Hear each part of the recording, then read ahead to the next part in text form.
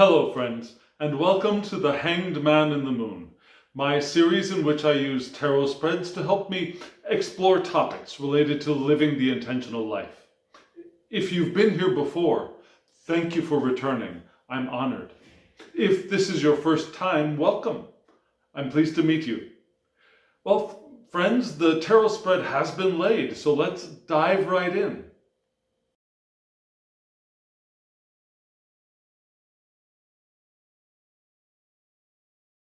This was a week ahead spread from a few days before I'm recording this video now. And it seemed so poignant, so important. It seemed worthy of transmission. So I thought I'd do a video on it this week. And as you can see, we're using count them, four different sets of cards. There is the Green Wheel Oracle, inquiry cards, which I've used before, and both the Brady Tarot and the Oak, Ash and Thorn Tarot. And the information for the deck's creators will be at the end of the video as usual, and also there will be links to where you can purchase these decks under the video as well, as per usual. One caveat, one thing I should mention is that Oak, Ash and Thorn is currently out of print, but they are planning on reprinting, doing a second run in 2021, at the beginning of next year. That's what I'm told. So here's hoping. So let's look at the first card.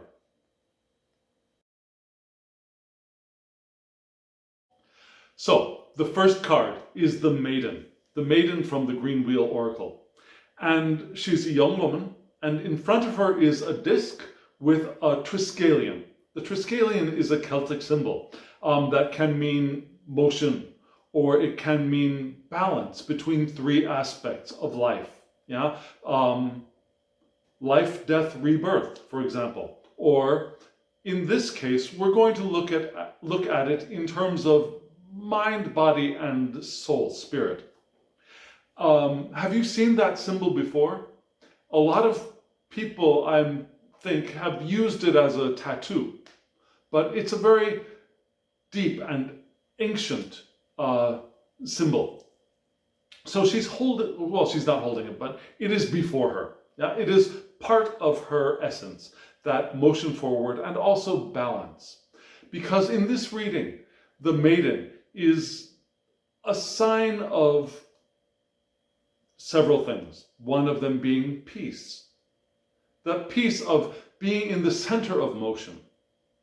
The peace of sanctuary. Sanctuary in the middle of activity. It's also the card of divine love. Now the Maiden represents the indwelling of divine love within all of us. And also enjoying our incarnation. We are all spirits having a human experience. We are all incarnated spirits, incarnated souls. And we can take the time to enjoy that incarnation, to revel in the gift of being here in this physical world, in this body, which was at the very least our choice. Now, we chose to come here. We chose to be here in this world and experience life in a physical body. So the Maiden is that reconnection with the divine love that is us and which we can radiate into the world. It is that connection with our inner sanctum, our sanctuary within the midst of the activity of the world. And also, it is a reminder that we can enjoy and revel in our incarnated state. Have you ever felt that? Just happy to be alive, grateful for being in this body and interacting with this wonderfully glorious world that we live in. That is the spirit of the Maiden. So let's explore what the Maiden wants to teach us this week, or in this reading. As I said, this reading was from my weekly reading, my week ahead reading. When I do daily readings, I group the cards into three: body, mind, and spirit. But when I do a week ahead reading, I use my inquiry cards, which is a deck of cards with questions on them. So I lay three questions related to the main theme for the week, and then draw cards to answer each of those three questions. The first question for this reading was, where can I be more open? And this question again is related to the maiden. So where can I be more open in relation to expressing divine love, incarnating divine love, enjoying my incarnation?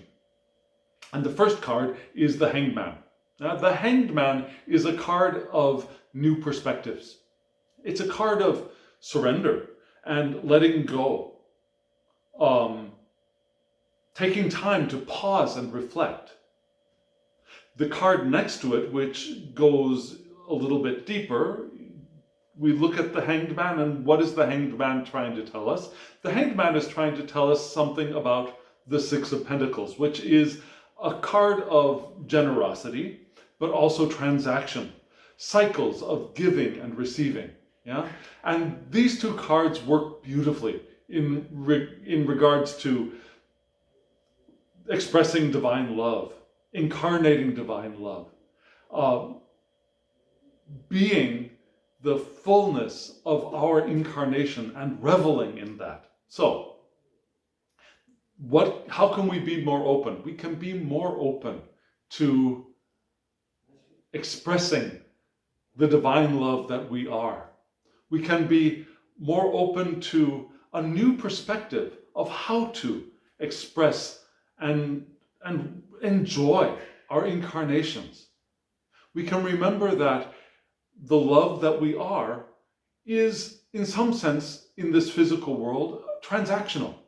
Yeah, we don't only receive, we give and receive. Yeah, our love is best expressed and grows through our transaction, through giving and receiving. If we can't give, we can't receive.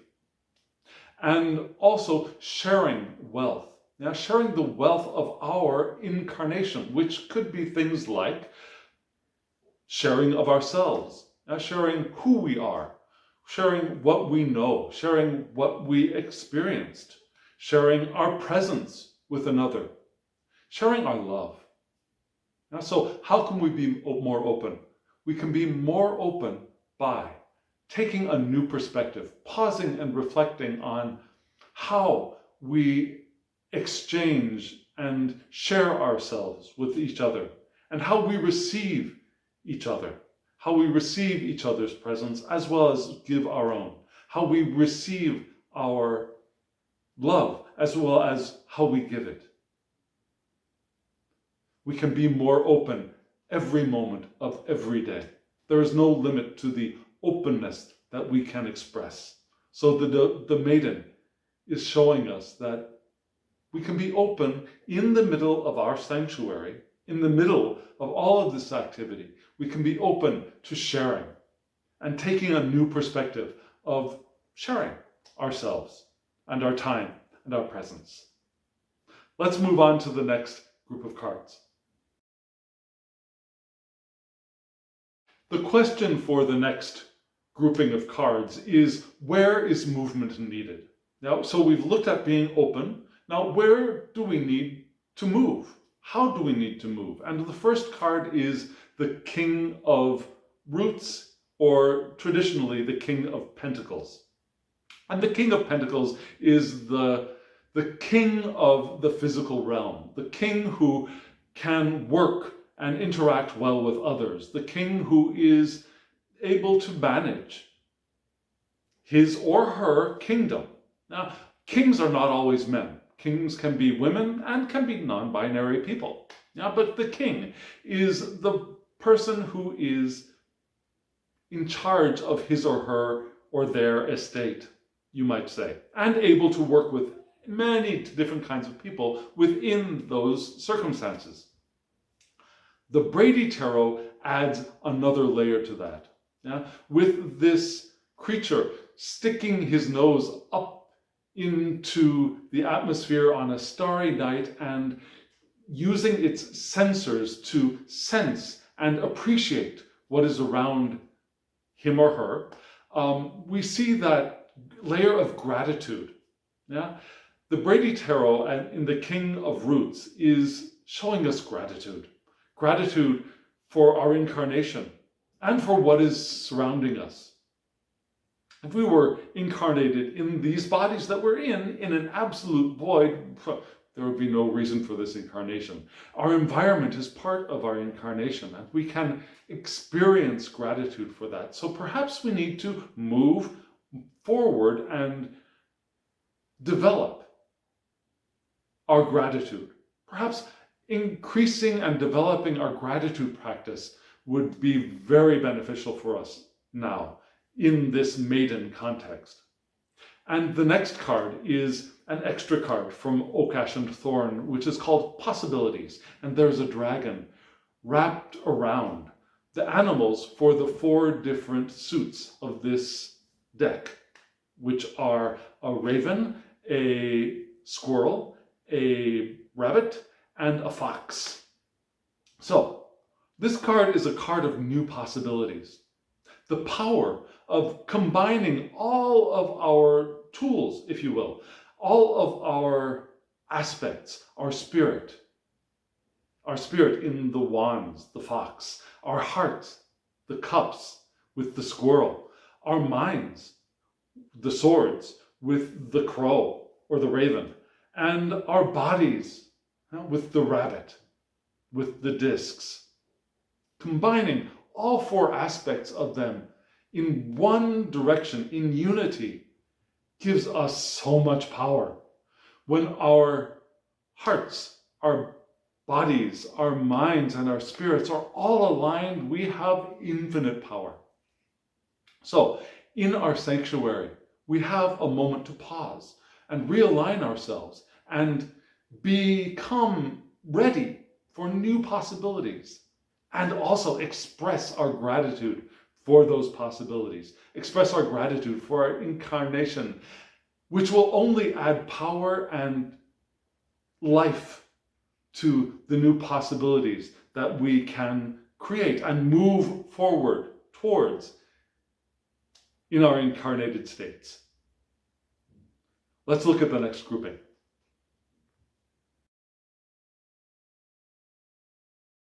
Friends, we've talked about 2 things: being open and moving forward within our sanctuary, within our place of peace and experiencing divine love within our incarnated selves. And we've now moved on to how can I express myself? Yeah? The third question, how can I express myself? And we've gone from being open, moving, to now expressing ourselves in these physical bodies. Have you ever felt those moments of openness and gratitude and joy for being who you are, for being where you are, being with the people you are with, doing the things you are doing? Now, these are all ways that not only show us, but are experiences of flowing with the immense power of our intentions. When we are completely open and when we are allowing ourselves to move with the power of our intentions, we feel that as close as we can come to bliss. Yeah? The blissful state of being happy and loving and enjoying our lives in these bodies. So, when we are doing that, what can we express? When we are open, when we are moving forward, when we have let go of our resistance, what can we express? And the first card is judgment. Now, judgment is usually seen as a call from above a rising from the dead. It's the last card before the completion of the major arcana, which is the world, which is both an end and a doorway to a new beginning. Now, this is the call back to life. And usually it's expressed as an angel or some celestial being blowing a horn and the dead rising from their graves, yeah? Rising from our turmoil to new life. But here we are called to answer the question, what can I express? Not what can I receive? What can I express? And when we hear the call, we can express the call. We can be the call for others. We can be the call, calling other people up from their turmoil, from their misery, or from their depression, their unhappiness, their disillusionment. We can be that call when we are open. When we are open with divine love within us, we can be that call. And we can be how can we call? We're not shouting people's names. We're not saying, hey, wake up. That's not the call I'm talking about. We're not, why won't you listen? That's not the call that I'm talking about. The call that I'm speaking of is living the love, living as an example of divine love, living as an example of reveling in your incarnation is being the call for others. Yeah? Living as an example for others will wake people up. People who are ready to be woken up will awake when they see you. Yeah? You will, without saying anything, without shouting at them, without criticizing them for their pain or their misery, you will be the example and the call. You will be the conduit for divine love, which will be the call for others. And you can express that call just by fully being as openly as you can as incarnated spirit. And the next card, the card next to it, tells us something. The Queen of Wands, one of my favorite cards, the Queen of Wands. You can see in this deck a very regal fox sitting there with her cub, warm, resting in her tail. She is courage, and we will need courage. Courage to, not in the face of fear, not courage as opposed to cowardice, but courage to open and be ourselves. That takes courage. We need confidence. Confidence in the validity and the strength of our state. We need confidence in who we are to be able to express it. We also need independence. We can't be following somebody else's example if we are going to be expressing the spirit that we are. Because each of our spirits, each of our souls is individual and amazingly, wonderfully unique. And part of the awesome and awe-inspiring diversity just on this planet, let alone the whole universe, just on this planet, each one of us is an amazing being. And it takes independence to express you rather than expressing your mother or your priest or your holy text, expressing yourself. Those are all wonderful, but here, expressing yourself. It's also a card that shows us the connection to Earth. We are here, incarnated on this planet for a reason. This was our choice. And when we are connected to this planet, when we are open, not only out and up, but also down to this planet that we are blessed to be living on, when we are grounded and connected to the earth, our power comes both from the no, I'm not going to say from above and below, because there is no distinction. Yeah. When we say that God is above and the earth is below, we're imposing a false distinction. God is below. God is in the earth. God is everywhere. God is the earth and the rest of the universe. God is all of that. So let me rephrase that. When we are connected to our groundedness and our upliftment, when all of that is in alignment, we are the most powerful spiritual beings that we can be, and we can express ourselves the most clearly, the most openly, the most confidently, and the most clearly, the most powerfully. I've said all those, haven't I? The most. Let's just leave it at that. We will be able to express ourselves the most when we are connected to the earth, when we are grounded and uplifted at once. Have you ever felt that moment of full connection? I haven't felt it that often. I have felt it. I've felt it when I've fallen in love with someone.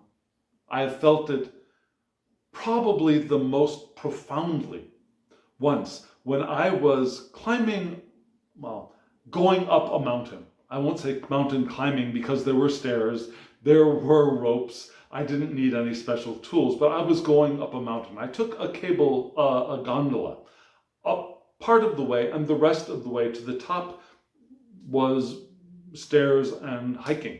So we were hiking to the peak of this mountain, and it was wonderful. We got up, and at the top of the mountain, there was a literal peak like this. Yeah. And to really be able to see fully, you needed to go up to the top of this peak, which was all rock and a little bit loose. The rocks were not fully secure for someone like me who is not an experienced climber. So I felt nervous, I felt scared going up. It was a cloudy day. But I still wanted to go up and see what I could see because I'd come that far. The last 50 meters up, missing that would have been a great disappointment. So I decided to go up, and I was scared. And I got up there and I tried to find a place to perch myself so I could see and felt like I wouldn't fall down. I got there, I perched myself, I started looking around, and suddenly at that very moment, the clouds parted just enough so that the sun shone down on me and the other people who were there. And it was one of those moments where you could see the rays of the sun. You could see the sun rays like you would see in a work of art. And in that moment, sitting there after having gone through that period of uncertainty and fear, finding a sanctuary like the maiden, finding a sanctuary, and seeing and feeling that sunlight suddenly appear before me was like a connection with the divine, was like a literal connection of the divine where I could see it right there in front of my face. It could not be ignored, and I could feel it from inside as well. Yeah?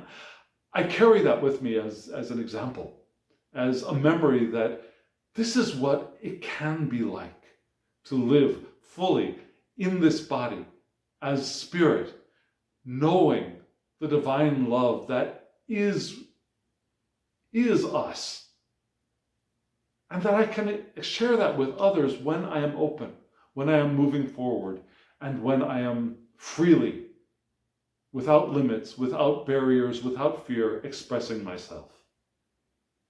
That, I think, is the message for the maiden, for us. At least this week, and probably generally, in general. And I hope you have those experiences. Think back. When have you had that experience? I'm sure you have. You've had that moment of feeling momentary, perhaps, enlightenment. That's what perhaps an experience of enlightenment can be. We've all had, I'm sure we have all had, at one point in our lives, if we can remember it, that moment of opening, of pure experience and experience of love. Think of when did you feel that, and try to find a way to express that more whenever you remember it. And make that an active practice, remembering it, being grateful for it, and expressing it. And if you remember it, write it in the comments below. I'd love to hear what your experience is. Like this video, if you feel called to. Hit the subscribe button and click the notifications bell so that you get notifications when I upload. And leave comments. I really would love to hear from you. And share this video. If you know anyone who would get some joy or get some pleasure or get some information from this video, I'd love it if you were to share it. I'd love this to get into the hands of people who would benefit from it. And remember, in just a moment, the names of the decks and their creators will appear suddenly before your eyes. And friends, thank you. And now, as always, I wish you love, joy, well-being, and pure awareness. Thank you.